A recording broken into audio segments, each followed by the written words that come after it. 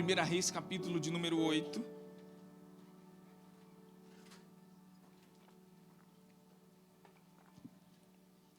Irmão, eu não sei o que Deus tem aqui hoje, mas eu estava sentindo o meu espírito muito atribulado hoje. E atribulado não é endemoniado não, tá, irmão? Atribulado, agitado. Algumas coisas, sei lá, no coração. E essa palavra aqui eu ministrei ela no último Extensão Jovens. E eu senti no coração de falar sobre isso novamente aqui. Amém? Então abra sua Bíblia em 1 Reis capítulo 8, versículo de número 57, verso de número 58.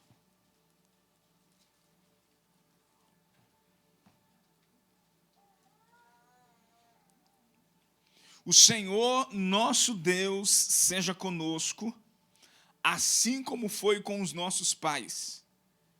Não nos desampare e não nos deixe, a fim de que assim incline o nosso coração, para andarmos em todos os seus caminhos e guardarmos os seus mandamentos e os seus estatutos e os seus juízos que ordenou a nossos pais. O versículo que mais me cativa e que mais deixa meu coração pegando fogo é o versículo de número 58, quando ele diz assim: a fim de que assim incline o nosso coração. Fala a verdade, irmão, se você tivesse esse poder, se você tivesse esse poder de fazer com que o coração de alguém se dobrasse a você. Algumas igrejas fazem campanha para isso, né? Da restauração do amor. Dá R$1 e o amor da sua vida voltará. Dá isso e aquilo e o amor da tua vida. Devolva o teu casamento em tantos dias, né? Já viu? Já. É porque tem o pessoal coloca muito naqueles postes de rua, né? Já viu já? Você tá achando que tá falando de igreja? É porque anda junto, entendeu? Traga o seu amor de volta em 2 dias, em 1 mês. Aí tem igreja que faz a mesma coisa, porque dá certo, faz a mesma coisa. Fala assim, ó, dá aqui tanto de oferta que eu trago, que Deus vai trazer o seu amor e tome profecia.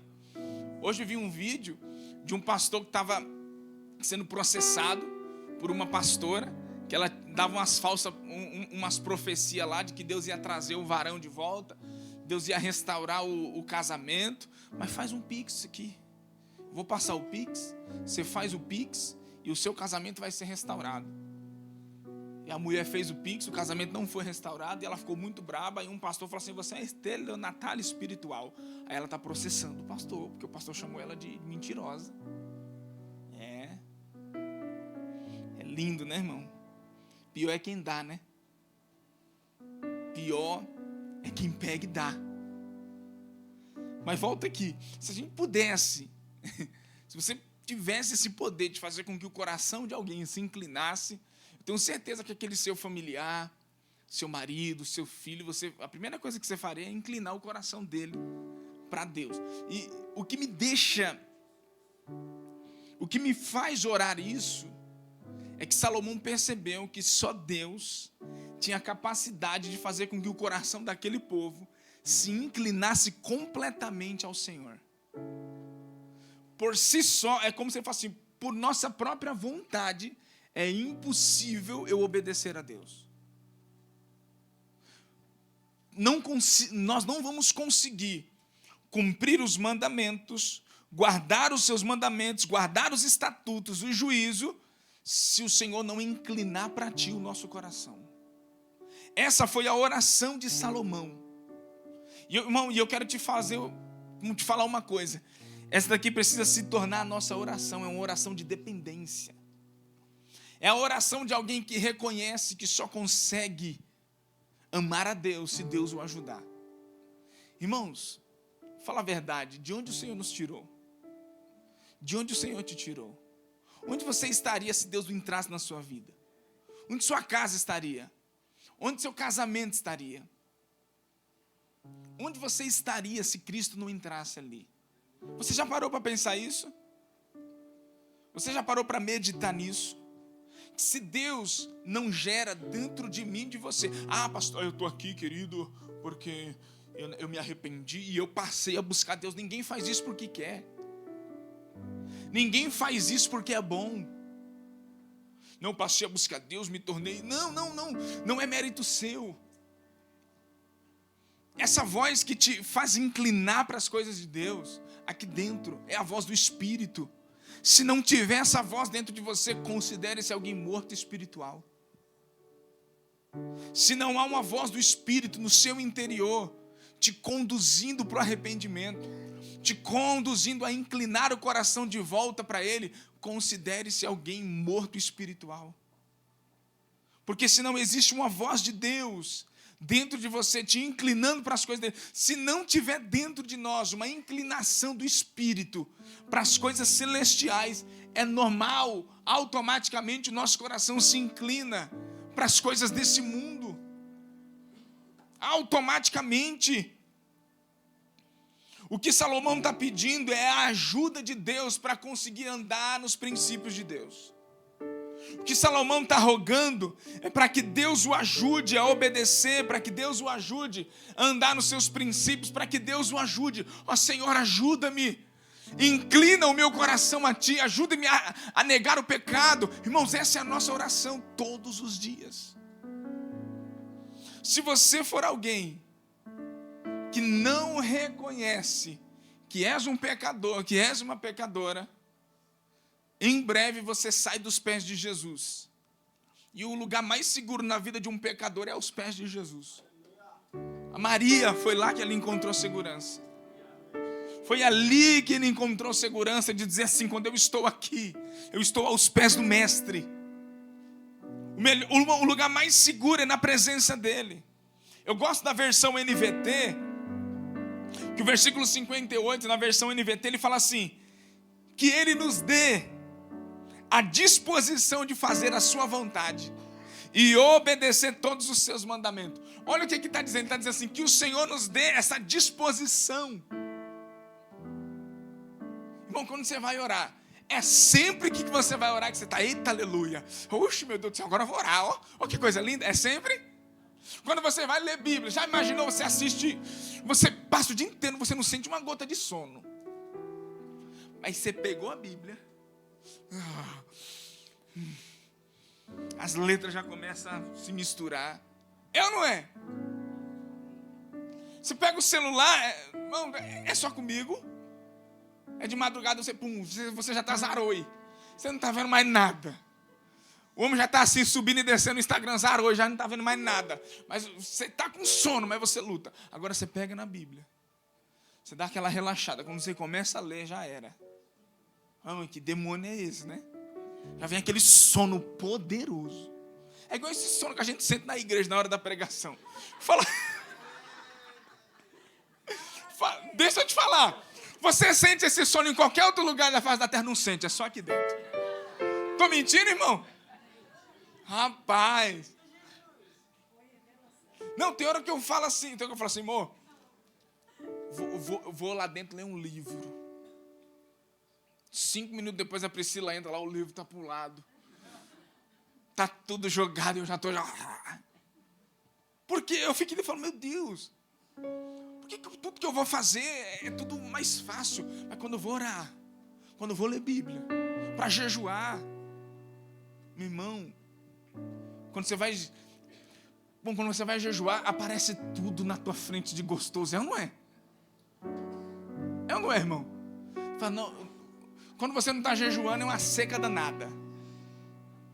Não tem nada, mas quando você fala assim, Senhor, entro agora em jejum, meu irmão, aparece convite, aparece bolo, aparece doce. Você abre o Instagram, que não é nem para abrir na hora do jejum, mas você abre, a hora que você abre, já vem tudo aquele doce, fala, Jesus Cristo de Nazaré. E a resistência para aguentar, né? Quem aqui nunca quebrou um jejum sem querer, esqueceu e comeu? Que foi, irmão? Estava de jejum.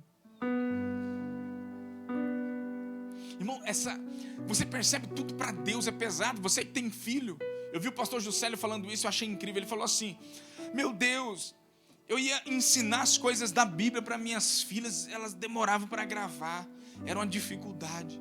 Mas ela ouvia uma música do mundo uma vez, no outro dia já estava cantando. É assim que você também, não é, irmão? O louvor, você está aqui, você está, tá. Não entende nada.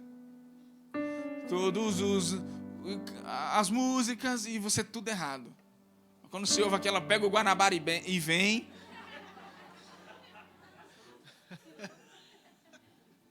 Pega o Guanabara e vem. Aí você grava, né?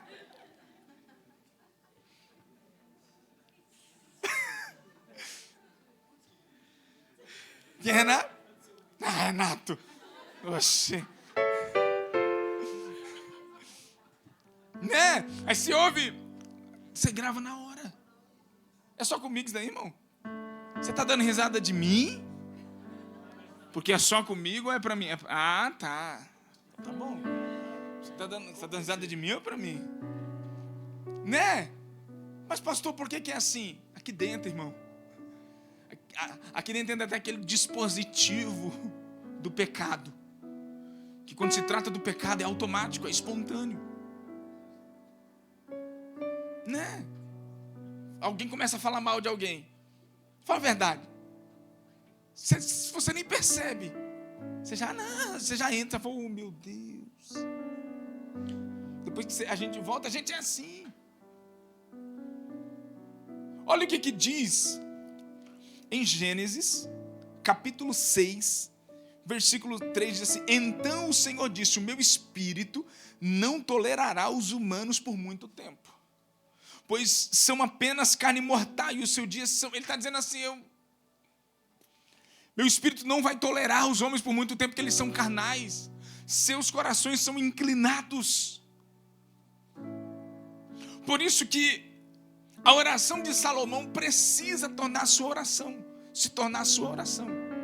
Senhor, me dá a disposição de te buscar, me dá alegria.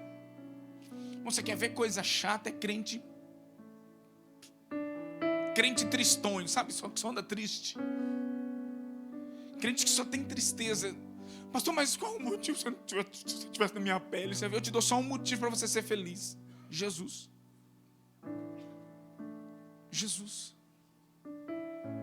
Irmãos, como diz um pastor, uma pessoa que não é feliz, ele é um difamador do Evangelho.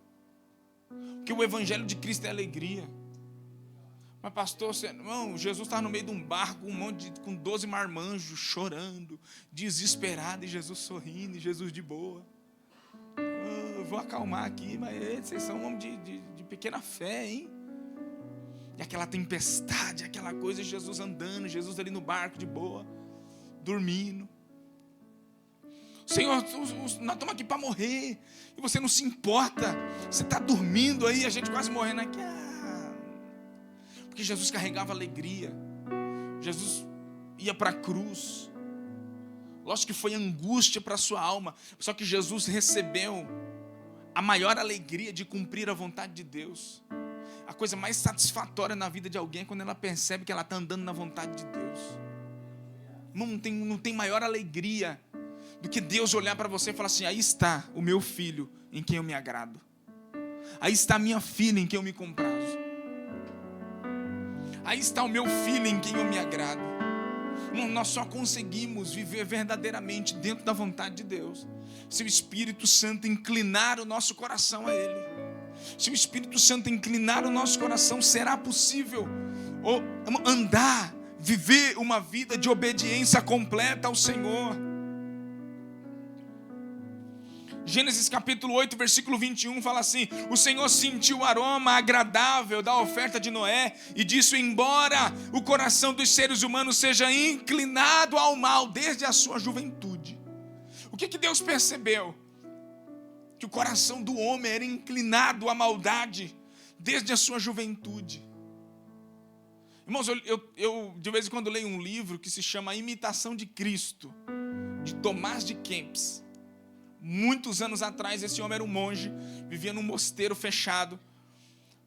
Mas esse homem, todas as palavras dele, é reconhecendo o quão miserável ele era e o quão Cristo era sublime, exaltado.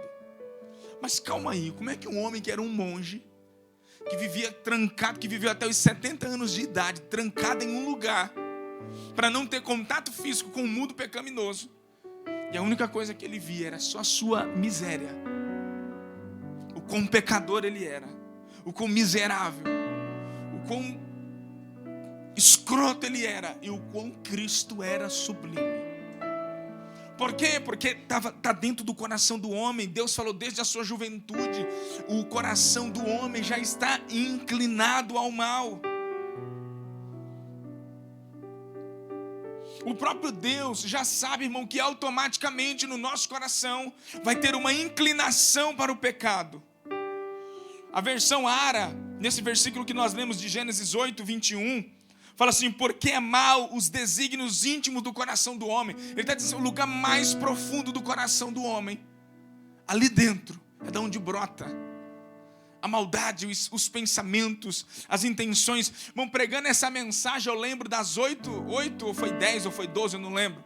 Mensagens que eu fiz sobre ídolos do coração, que fala justamente sobre isso, sobre a intenção mais profunda do coração do homem e da mulher, sobre a intenção mais profunda do ser de alguém. Pastor, o que você quer dizer com isso? É nesse lugar que o Espírito Santo quer entrar.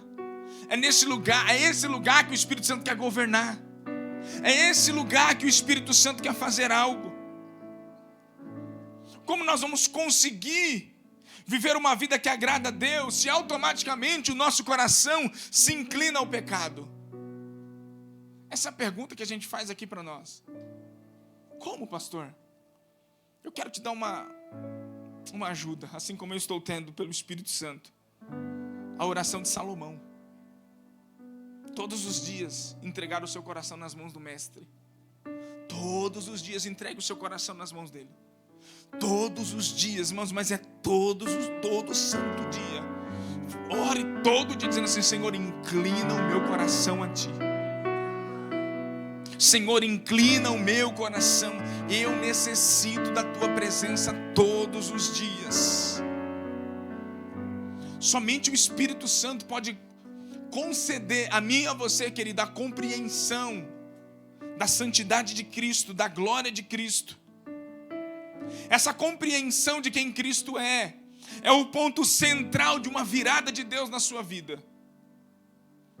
Quando você sai de um lugar, de uma religião, quando você para de tratar Cristo só como uma religião, quando você vê Cristo, parece que sendo mais íntimo do fulano, mais íntimo do pastor tal, mais íntimo daquele lá, porque, meu Deus, olha como ele prega, ele tem uma intimidade com Deus. Olha, irmão, quem não olha para Subirá, Luiz Hermínio, esses homens, e fala assim: meu Deus, que tamanha intimidade, que tamanho, e assim você fica impressionado. Mas o que aconteceu com esses homens? Que eles se tornaram uma referência na busca, se tornaram uma referência na intensidade. O que aconteceu com esses homens? Nada diferente daquilo que pode acontecer comigo e com você. Sabe o que aconteceu? As escamas caíram. Eles passaram a olhar para Cristo com toda a sua suficiência. Eles passaram a olhar para Cristo dizendo assim: Ele é tudo que eu preciso. Irmãos, eu estava hoje pensando, um dos textos bíblicos que mais toca o meu coração é Colossenses capítulo 3. Quase todas as vezes que eu prego, eu cito alguma coisa de Colossenses capítulo 3. E se eu fosse dizer, tem muitos versículos que me encantam, que me deixam assim, fascinado, mas Colossenses capítulo 3 é o texto que mais me deixa assim, que mais me faz orar sobre Cristo. Principalmente quando ele fala: Cristo é a vossa vida. Ou Cristo é a nossa vida. A tua vida está escondida em Cristo, em Deus. Uau! Isso me deixa pensando, fala: meu Deus, quando essa suficiência vai me preencher por completo? Eu percebo, irmão, que todos os nossos pecados, todos os nossos deslizes, eu vou até te falar algo que eu estava estudando hoje, e Deus me deu uma mensagem que eu não sei quando que eu vou pregar sobre isso, porque sobre distração, como a gente vencer as distrações. E as distrações não é nem sempre o pecado. As distrações não é só aquele pecado escandaloso. As distrações são as pequenas moscas, como diz Eclesiastes, que caem no unguento do perfumista. Essas distrações têm nos roubado. Essas distrações têm roubado o nosso coração de um lugar sublime dele, de um olhar completo da pessoa de Cristo. É claro, como Paulo fala, nós ainda olhamos obscuramente. Nós ainda olhamos Cristo. Já viu quando você pega o óculos de alguém que usa um grau bem alto? Já viu? Você não consegue ver com perfeição o rosto de uma pessoa, é verdade ou não é? Ou vice-versa, se você pegar uma pessoa que usa um grau bem alto e você tirar os óculos dela, ela não vai ter definição. Escuta o que eu estou te falando. Oh, que coisa linda. Oxê, tá fazendo bolo lá, é? Pão? Pão da ceia.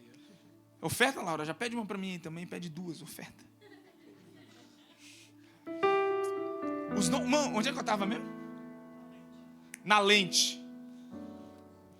Paulo estava dizendo assim, que o nosso olhar de Cristo, imagine agora, você que usa um grau bem alto, tira e tenta me ver, você vai ter definição do meu rosto? Minha mãe aqui minha mãe assim, você vê minha mãe pegando um celular sem lente, ela tá assim. Vira e mexe, eu pego o óculos da minha mãe assim, quando você bota o oi, fica desse tamanhozinho assim. Você não enxerga nada. Se ela tirar a lente dela agora, ela vai ver o quê? Você vai me ver definido. Você vai perceber que eu tirei a barba hoje. O resto de barba que sobra, só desse sinal. O lugar que mais tem barba é nesse sinalzinho aqui, ó. Você não vai ter definição. Agora, o que Paulo estava dizendo assim, ó? Nós olhamos como por espelho, como obscuramente. Paulo está dizendo assim, você o vê em parte. Quanto mais longe de Cristo nós estamos, mais difícil se torna definir quem Ele é. Quando isso muda? Quando você vai oração, jejum, adoração, comunhão, palavra. Eu estou vendo. Só que você percebe que quanto mais você se aproxima, mais você se sente um miserável. Você, meu Deus, eu não sou digno. E parece que quanto mais você se aproxima, mais longe fica. Porque quanto mais você se aproxima, mais você percebe como Ele é santo, como Ele é perfeito. E mais você percebe como você é indigno de estar próximo dEle. Por isso que Paulo fala, impossível nessa terra vê-lo completamente como Ele é. Nós o veremos como Ele é. Como Ele nos vê, nós o veremos. Por que como Ele nos vê? Porque Cristo te vê como você é. Sem a roupa de crente, sem a capa de crente, sem a tonalidade de crente, ou então respondendo melhor porque tem alguém do lado que pode ver o pastor dando uma resposta má. Irmão, Cristo vê você sem que ninguém esteja te vendo. Ele te vê como você é. Ele não te vê quando você muda, quando você está tentando mostrar uma espiritualidade às vezes até falsa. Não. Ele vê como você é. Pastor, mas onde está o problema? É que a gente já acostumou a mostrar para quem não nos conhece perfeitamente que nós não somos aquilo, e a gente até consegue ainda ter uma capa. A gente se acostuma tanto que a gente esquece que Ele vê a gente sem capa. E às vezes até com Ele a gente coloca uma capa.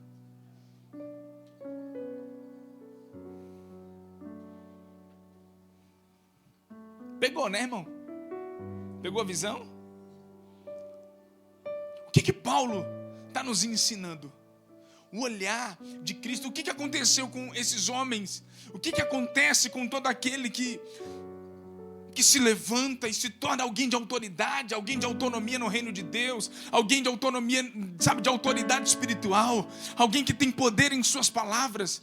Esse alguém reconheceu a pessoa de Cristo. Esse alguém teve os seus olhos iluminados por Cristo. Esse alguém, as escamas caíram. Esse alguém se aproximou do Cristo. Esse alguém achou necessário abandonar, tirar as distrações, abandonar o pecado, mudar de vida, mudar de opinião em certas coisas, para simplesmente satisfazer a Cristo. Aleluia! O que Paulo escreve em Filipenses capítulo 3, versículo 8, sim, na versão século 21, fala assim, ó: sim, de fato considero todas as coisas como perda, comparados com a superioridade do conhecimento de Cristo Jesus, meu Senhor, pelo qual perdi todas estas coisas, e eu as considero como esterco, para simplesmente ganhar a Cristo. As escamas caíram. Paulo, no caminho de Damasco, o encontro com Jesus, ficou cego para o mundo. Fisicamente Paulo não via ninguém. A luz era tão forte no rosto, ou melhor, nos olhos de Paulo, era tão forte, que quando ele abriu os seus olhos, ele era um homem cego, que não via um palmo sequer na sua frente. Mas o que aconteceu com esse homem cego? Os seus olhos se abriram para o que é eterno. Os seus olhos se abriram para o que é importante. Os seus olhos se abriram para aquilo que é poderoso. Os olhos de Paulo se fechou para o mundo. Os olhos de Paulo se fechou para a opinião do próximo, dos outros. Os olhos de Paulo se fechou para a forma como o mundo andava. E os olhos de Paulo se abriram para a maneira como Cristo vê o seu próximo, a ponto de Paulo dizer assim: a ninguém julguei segundo a carne. É o que Paulo diz. A ninguém julgue segundo a carne. O que Paulo está dizendo assim: a ninguém olhe só por aquilo que ele é. Olhem por aquilo que Cristo vê. E é incrível, se você for para Gálatas capítulo de número 1, versículo 15 e 16, Paulo fala assim: quanto porém aquele que me separou desde o ventre de minha mãe, aprouve a ele revelar o seu Filho em mim. Agora, preste atenção, irmão. Onde está o detalhe aqui? Que Paulo não estava dizendo que Deus revelou o seu Filho para mim. Amém? Paulo estava dizendo: Deus revelou o seu Filho em mim. Paulo foi avançando nos seus níveis de maturidade. Paulo foi avançando nos seus níveis de conhecimento da pessoa de Cristo, a ponto dele dizer assim: Cristo revelou-se em mim. Não foi para mim. Escute isso, irmão. Ele não estava dizendo de uma revelação para ele estava dizendo de uma revelação sobre ele, nele. O problema é que muitos estão satisfeitos em olhar Cristo obscuramente. Paciência. Para muitos, uma vida normal no Evangelho já está bom, é o ápice. Mas para outros não. Eu não quero só conhecê-lo de forma superficial, eu quero que ele se revele em mim. Escuta o que Paulo está dizendo. Ele teve uma revelação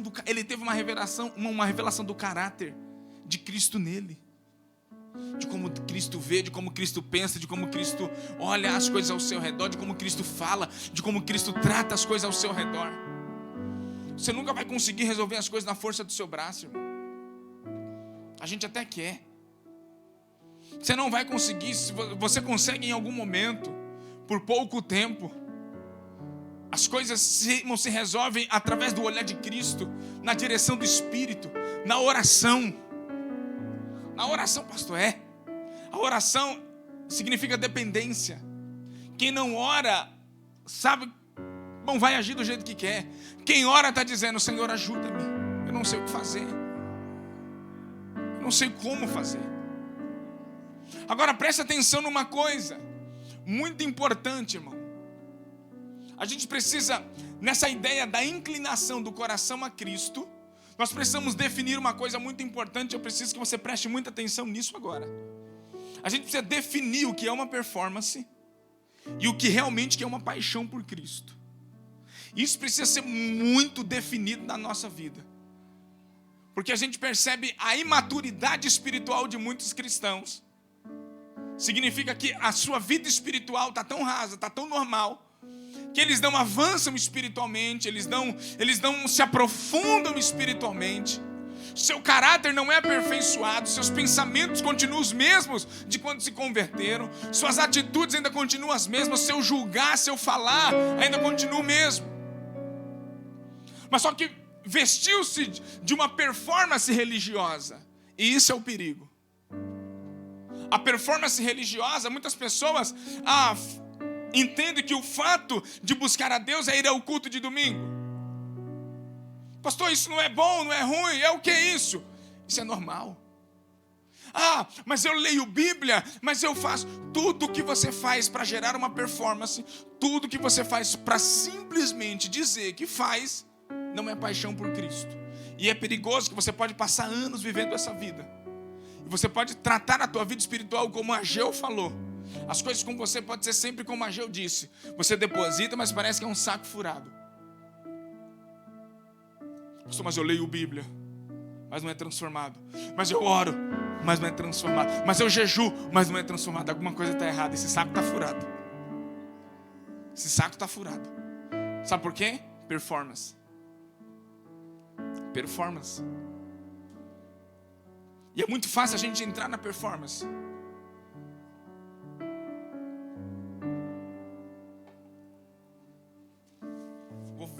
Vou falar de mim. Fazer uma pregação em 1 hora é mais fácil do que passar 1 hora orando para ouvir Deus. Quando eu faço uma pregação aqui, se eu sentar e fazer uma pregação em 1 hora eu faço.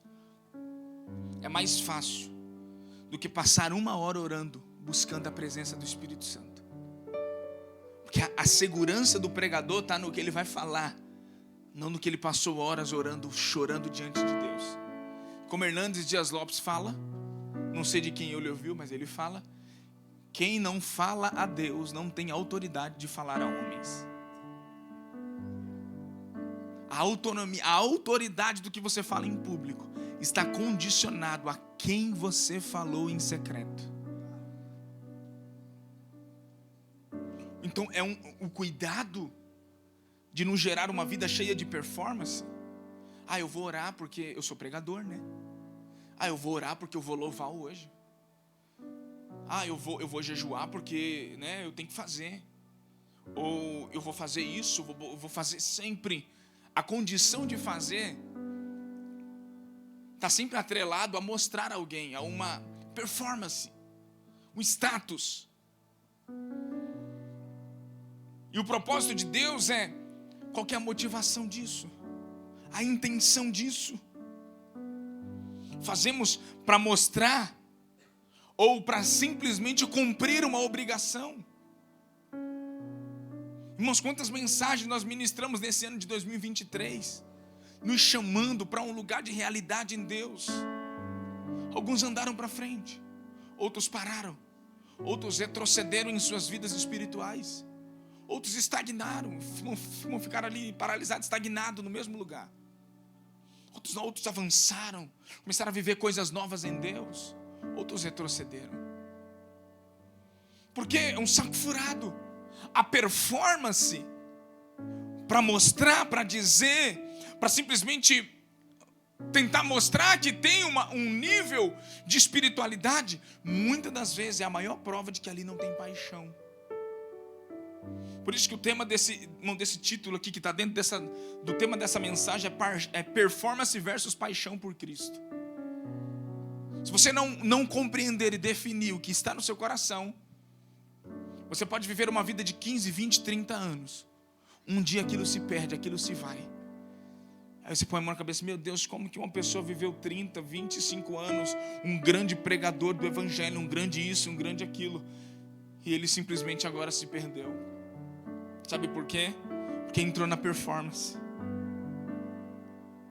E o problema é que a gente sempre faz algo para Deus visando que a gente vai receber em troca. É performance, irmão. Você já presenteou um amigo seu, seja amigo ou não seja lá o que for, você já presenteou alguém, e quando chegou o seu dia de aniversário, o que você esperou? Que aquela pessoa te presenteasse. Só que de repente aquela pessoa não te presenteou. O que aconteceu? Você ficou frustrado dizendo assim: então também no próximo eu não dou, e você não deu. O que significa isso? Que você só dava presente achando que você ia receber. E eu percebo que com Deus a gente está fazendo a mesma coisa. É a prova de que aquele amor não era verdadeiro, era um amor por conveniência. E o problema é que quando se trata de Deus, a gente está caminhando para o mesmo lugar. Aquilo que fazemos no físico é só um reflexo daquilo que somos espiritualmente diante dele. E isso é muito perigoso. Escuta, muitos não vão suportar, irmão. Vai balançar a figueira. Como diz os antigos, a peneira vai passar. Muitos não vão suportar. Muitos que têm o seu amor firmado em pessoas, que a opinião de pessoas são mais importantes do que a opinião de Deus, não vão suportar. Muitos que adoram, que fingem que adoram, que fingem que faz, que finge, não vão suportar. Muitos que ainda continuam presos no pecado do passado. Que meu pai me feriu, que minha mãe me feriu, que meu cachorro me mordeu e por isso eu fiquei com trauma. Que quando eu vejo um cachorro já me dá um negócio. E é sempre aquilo, sempre aquilo, sempre aquilo. É sempre voltando lá para o passado. Eu tenho visto muita gente boa capaz de dominar o mundo, como diz o Pink e o Cérebro. Vamos dominar o mundo. Só que infelizmente ainda é imaturo. Não consegue lidar com as coisas simples da vida. A opinião dos outros ainda é mais importante do que o que Cristo pensa sobre ele.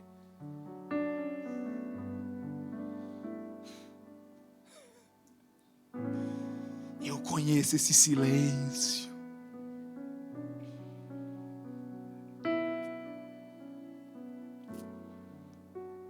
Escuta, irmãos. Escuta isso que eu estou falando para você. Isso daí precisa ser bem esclarecido no nosso interior. Da mesma forma como a gente trata os nossos relacionamentos externos, o nosso relacionamento com Cristo. Se estamos fazendo pensando só no que vamos receber, eu vou orar porque hoje eu vou pregar, quando eu levantar a mão, o som vai descer, o fogo vai cair. Nossa, eu vou orar para mim, para me fazer as pessoas verem que eu sou um homem de Deus. Tudo isso permanece por pouco tempo. Porque se isso daí estiver acontecendo, algo precisa ser barrado. Você já imaginou viver um relacionamento? Vou falar agora entre eu e minha esposa. Vivemos um relacionamento. Eu vi um pastor contando uma história sobre isso, de um pastor que ele foi intermediar uma discussão de um casal. E a discussão era assim, pastor, ele falou. Porque a gente vai para o mercado fazer compra e ele vai reclamando, fica reclamando. E o varão falou assim, pastor, mas eu fiz tudo. Eu fiz tudo que ela pediu, eu fui lá, fui fazer compra com ela e fui. Ele falou assim, aí a mulher falou assim, pastor, mas não era isso aí que eu estava falando. Eu queria que ele quisesse ir. Aquilo mudou tudo. Imagine você conviver com alguém onde você vai para um jantar. Eu vou para um jantar com a minha esposa, mas eu não queria estar ali, mas eu vou forçado. Vamos lá, né? Tem muitos relacionamentos assim. Ou então eu vou fazer alguma coisa e faço sempre forçado. Faço porque a minha esposa está me pedindo, ou então a esposa faz porque o marido está pedindo. E de repente alguém consegue perceber que ali não tem mais amor, ali só tem uma troca de favores. Como você se sentiria? Se você me chamasse, ou se você me convidasse para ir na sua casa, e eu chegasse e falasse, tive que vir, né, irmão? Não tinha outra escolha. Você ficaria feliz, irmão? Então por que a gente trata Deus assim? Então por que a gente trata Deus dessa forma? A coisa mais simples, ir na igreja, a coisa mais simples, tem que ir, né? Senão o pastor me cobra. Salvo que você ainda tem um pastor que te cobra. Você não tem um pastor que só olha para o teu dízimo, para você só vir à igreja por causa do teu dízimo. Salvo que você ainda tem esse pastor chato, irmão. Esse pastor chato que ainda cobra santidade, que ainda preserva o casamento, que ainda preserva as coisas lícitas de Deus. Salvo que você tem. Você não tem um que te pede pix, que te engana. Por que nós não gostaríamos de ser tratado, desprezado, né? Imagine você ir num lugar e alguém de repente ficar conversando com aquela pessoa que está do seu lado e ficar te desprezando. Como que você se sentiria? E por que a gente faz isso com Deus? Porque todas as vezes que fazemos algo para Deus sem a motivação correta, é isso que acontece. É é só pura performance. Ali não tem vida. É alguém que faz porque o pastor disse que tem que orar, o fulano disse que tem que ler Bíblia, o Beltrano disse que eu tenho que participar do DCC, então eu vou, né? Porque senão o pastor vai ficar no meu pé. O ciclano fala que eu tenho que ir na oração de sexta-feira, senão o fulano vai ficar no meu pé. E a gente está sempre nisso. Eu faço porque alguém me pede, eu faço porque senão vai dar ruim. Eu dou dízimo porque o pastor falou que se não der dízimo, o devorador vai comer minhas finanças, vai estar cheio de remédio na minha casa, meu carro vai quebrar, meu carro vai isso, meu carro vai aquilo, eu vou perder o emprego. Tudo isso é performance. Tudo isso é vazio. Tudo isso é vazio. O que adianta você ter uma voz de alguém que te cobra algo, se dentro de você a voz do Espírito já não tem mais voz?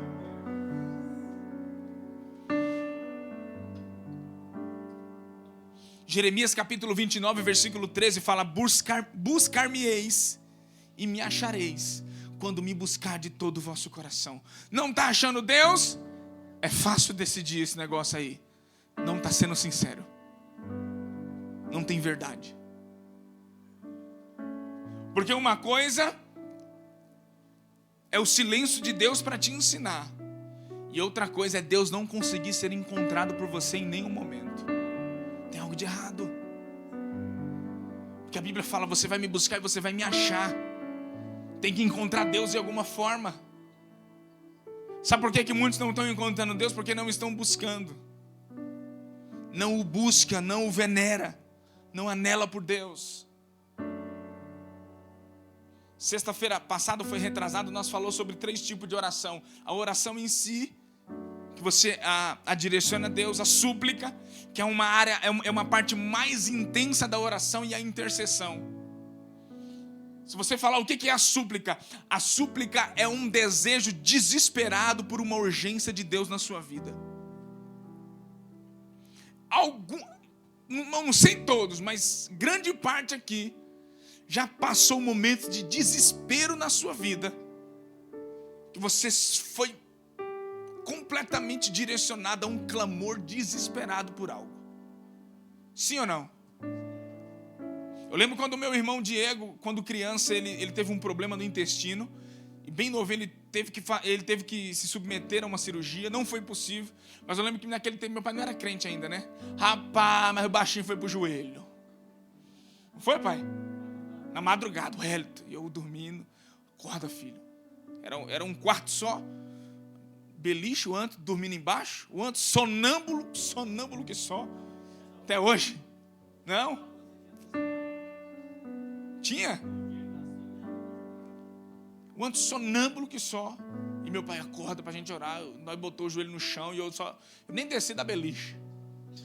Lá mesmo só vi meu pai lá clamando: Senhor, meu filho. Eu falei: eita glória. Depois Deus curou ele, transformou. Ele é crente aí. Mas só que eu me lembro disso. É na hora do desespero, irmão, que você suplica. Urgência. Mas o problema nosso é que a gente anda mais folgado, mais largado do que no senso de urgência. Se você entrar no senso de urgência de Deus, você vai pregar o evangelho para o seu parente, você vai pregar o evangelho para quem está do seu lado, você vai se posicionar na presença de Deus, ter um caráter transformado, sabendo que através de você Deus pode transformar pessoas. Você não vai perder tempo com disse-me-disse, você não vai perder tempo com ladainha, você não vai vir à igreja por performance, você não vai fazer algo para mostrar, você vai dizer assim: Senhor, eu tenho um propósito. Sabe qual era o propósito de Jesus? Subir na cruz. Era para lá, a intrépida resolução do olhar, da face, do falar de Jesus, do ouvir de Jesus. O olhar dele dizia que ele tinha um propósito, é a cruz. Pedro entrou na frente dizendo: Senhor, não vai não. Não, sai daqui, Pedro, eu vou para a cruz. Esse evangelho que não te leva para a cruz não é o evangelho de Cristo. Sabe o que essa pregação aqui hoje está fazendo? Te levando para a cruz.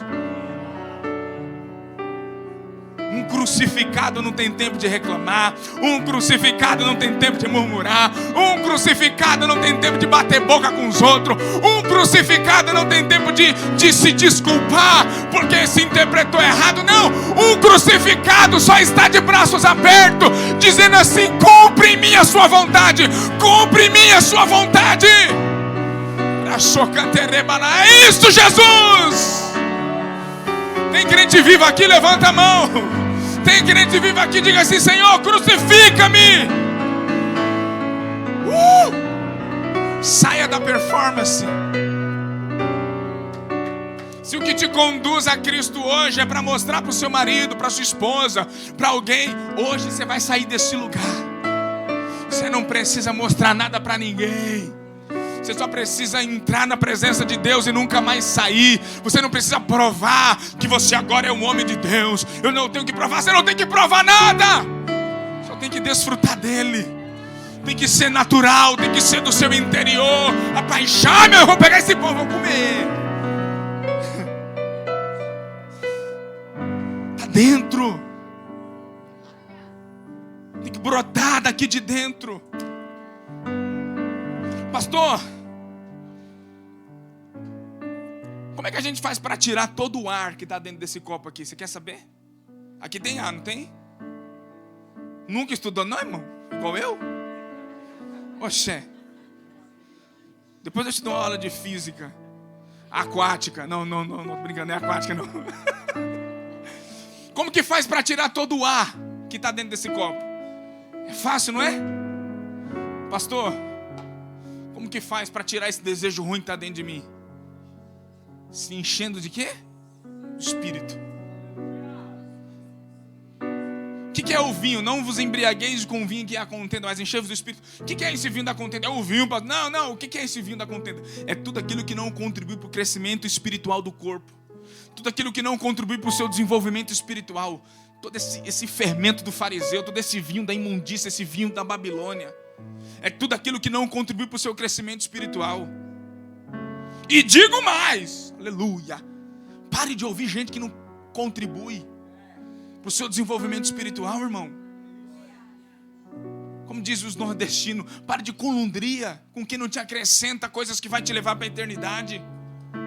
Culundria com quem não vai te acrescentar nada espiritual. Eu não ouço quem não me acrescenta coisas espirituais. E quem quiser se alimentar de espiritual, anda comigo. Aleluia. Tô brabo hoje, hein, irmão? Hoje eu vou fazer uma fila da oração aqui. Hoje ninguém pede oração. Hoje eu vou estar aqui impondo a mão. Quem quer? Para, irmão. Acho que é tempo de você viver coisas maiores. Beba do vinho de Deus, do Espírito, das coisas de Deus. Se embriague, incline o seu coração para Ele. É isso que Ele quer de nós. Mas eu não consigo, você consegue. Beba dele. Se embriague do Espírito. Se embriague do Espírito. Você está muito sóbrio. Você está muito normal com as coisas de Deus. Ou o crente ele se torna místico, espiritualizando tudo. Ou então ele se torna o homem da razão, a mulher da razão. Não tem mais nada espiritual. Não, aqui foi coisa do homem aqui. Para ele o mundo espiritual já não existe. Tem muito crente que já não tem mais autoridade espiritual porque está menosprezando as movimentações espirituais. Pois, irmão, tem dia que quando eu vou orar, a briga é comigo mesmo. Olha aqui, seu infeliz. Para de pensar isso. Para de agir dessa forma. Senhor, toca nesse miserável aqui, Senhor. Que fala, que pensa, que julga. Que é tão frio. Ajuda-me. Mas tem dia que eu pego o olhinho da unção que tem lá em casa e falo: aqui, Satanás, em mim você não toca não. Na minha casa você não toca não. No meu dinheiro você não toca não. É pouco, mas é meu. Você não toca não. Olha aqui, Satanás, na igreja lá que eu falo, você não vai tocar não. Nos meus amigos, não. No meu casamento, não. Sai de ré, sai de ré. Ai, ainda dou 3 batidas aqui. É crente pentecostal que não bate o pé, não sabe o que é autoridade. Sai! Tem dia, irmão, tem dia que eu brigo comigo mesmo, tem dia que eu brigo, tem dia que eu brigo com os irmãos. Eu falo assim: ei, toma vergonha na tua cara, se converte. Mas você tem que discernir, tem dia que a briga é com aquele homem do espelho. Essa ovelha mais difícil de pastor é essa aí que você vê no espelho, irmão. Essa daí é a que mais foge. Você acha que a ovelha mais difícil é aquela que está sentada lá? A ovelha mais difícil é aquela que está lá do outro lado? A ovelha mais difícil é essa daí que está no espelho. alguém entendendo aqui algo? O que você está entendendo? Que o Espírito Santo está pedindo no nosso coração. Está pedindo a nossa devoção, sinceridade, genuíno. Deus não quer a nossa mentira não, irmão. Deus quer a verdade do nosso coração. Ó Senhor, está aqui, eu sou miserável, eu preciso do Senhor, toca. Pode tocar aqui dentro. Ou então alguém que diz assim: Senhor, como tem sido precioso viver esses dias em Tua presença. Ah, Deus, como tem sido maravilhoso desfrutar de Ti. Tem dia, irmão, que eu oro assim também, dizendo: ó Deus, meu Deus, eu me sinto um lixo. Mas tem dia, irmão, que é tão precioso. Tem dia como o pastor Roberto falou aqui, tem dia que você vai orar que é difícil, não é? Parece que está seco. Nesses dias você tem que malhar mais o negócio, mas tem dia que você só fecha os olhos. Quando você fecha os olhos, parece que ele já está ali. Você tem que aprender a desfrutar disso. Você viu no ambiente de louvor como é que estava aqui? Um ambiente de quebrantamento. Desde o início do culto já tinha uma unção aqui. Em momentos como esse você tem que estar sensível. Eu percebi que o Espírito quer algo. É como se você fosse: eu quero algo aqui, mas eu estou procurando corações dispostos, disponíveis, abertos. Irmão, se você vir à igreja com seu coração fechado, desculpa te dizer isso, mas é melhor que não viesse. Por quê? Porque a palavra vem e o diabo vai e rouba. Não faz sentido. Eu gostei uma vez, o Djalma falou algo muito incrível, ele falou assim: toda vez que eu vou no lugar, eu aprendi algo, eu quero estar naquele lugar. Aquilo virou a chave em mim. Eu quero estar ali. Seja o lugar mais nobre ou o lugar mais simples. O lugar mais top ou o lugar mais simples. É ali que eu quero estar. Eu celebro o lugar onde eu estou. Quando você vir à igreja, se fosse velório eu até entendia, mas não é velório. É celebração. É alegria. É prazer, é gozo no espírito. É dança, é celebração. Irmão, todas as minhas queixas, lutas, pedidos, eles são lá no meu quarto. É lá no quarto que eu choro, Evelyn. É lá na sala, lá em cima. Mas quando eu estou aqui, a vontade que eu tenho é de dançar, de bailar, de celebrar, de gritar, de ficar só orando em língua, de ficar só pulando, de ficar... é isso. Porque Ele está aqui. Ele está aqui. Feche os seus olhos por um momento.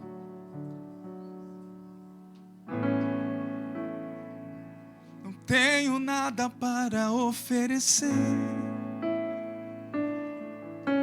nada que te possa surpreender. Só um coração quebrantado uma e outra vez.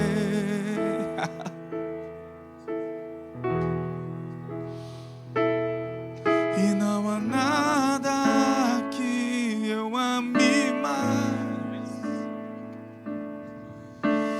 nada que me apaixone mais, só tua presença, tua morada.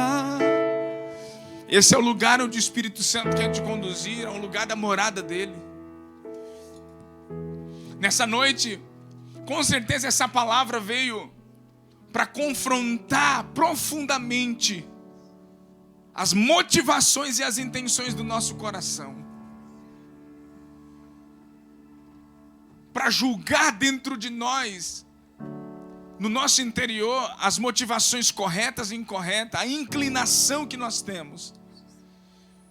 Eu quero dizer para você, tudo isso o Espírito Santo quer nos levar para um lugar de plena paixão por Ele, de compromisso com Ele, de uma realidade na presença dEle, um lugar onde Ele vai encontrar o nosso coração verdadeiro e completo diante dEle.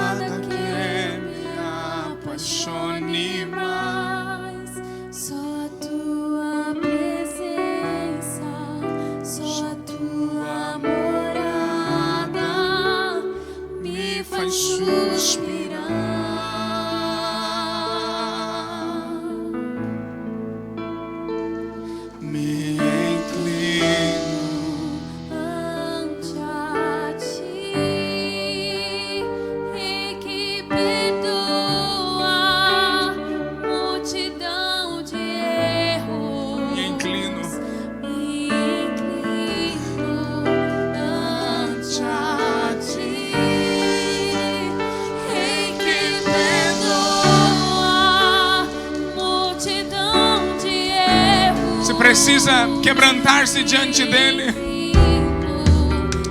Você precisa encontrar esse lugar de quebrantamento. Não resista ao Espírito.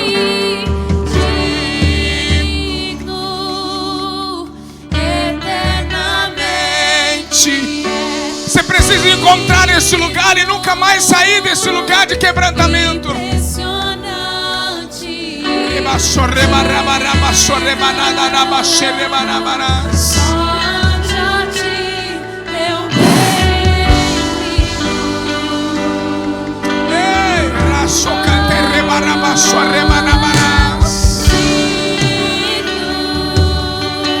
Esse lugar que o Senhor quer que você esteja.